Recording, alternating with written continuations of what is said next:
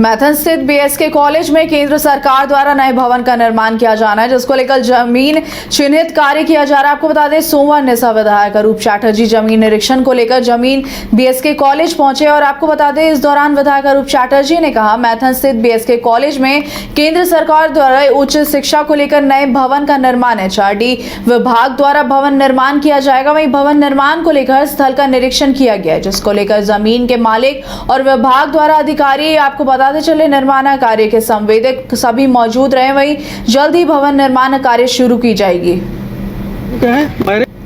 यहाँ BSK college का central government के द्वारा एक बिल्डिंग सैंक्शन हुई है HRD डिपार्टमेंट के द्वारा, उसी की स्थल जांच के लिए आए हुए थे। सभी हमारे बिल्डिंग डिवीज़न के इंजीनियर्स हैं, हमारे इस प्रोजेक्ट के कॉन्ट्रैक्टर हैं, कॉलेज प्रबंधन है और ज़मीन की जो मालिक है वो लोग भी हैं, मतलब सरकारी पक्ष और जो कोर्ट में चल रही गोराई लोन, तो सभी को मिलजुल के हम लोगों ने एक स्थल चयन किया। वो बिल्डिंग का काम हम समझते हैं जो इमीडिएटली स्टार्ट होगी और बाकी भी और 4 बिल्डिंग आने वाली है, उसकी भी हम लोगों ने लेआउट बनाने के लिए बोला ताकि जल्द से जल्द। गिरिडीह में होली जुलूस के दौरान 2 समुदायों में हुई झड़प के बाद झारखंड में राजनीति गर्मा गई। आपको बता दें, सत्ता पक्ष और विपक्ष एक दूसरे पर दोषारोपण कर रहे हैं। एक और JMM ने बीजेपी पर गिरिडीह में दंगा फैलाने का आरोप लगाया, तो वहीं बीजेपी भी मामले की जांच की मांग करते हुए झामुमो को लाठीचार्ज वाली सरकार बताई है। बीजेपी प्रवक्ता राफिया नाज ने कहा है कि जब से झारखंड में JMM की सरकार आई है, इन्होंने सिर्फ लाठीचार्ज करवाया है। पुलिस ने एक युवक के ऊपर जिस प्रकार से लाठियां बरसाई है, वह लोकतंत्र में किसी भी रूप में स्वीकार नहीं किया जाएगा। यह सरकार दमनकारी सरकार है। हेमंत सरकार अहंकार में डूब गई है।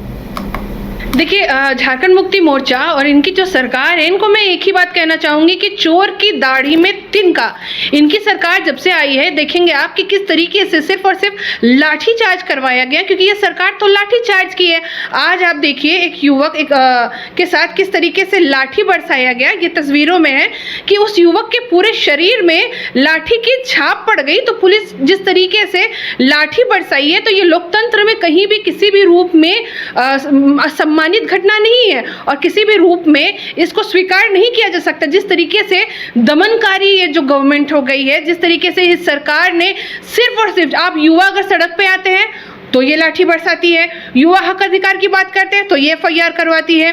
माताओं और बहनें, आपको याद होगा कि किस तरीके से हमारी बहनें अपने हक अधिकार की मांग कर रही थी, तब ये लाठी बरसा रहे थे।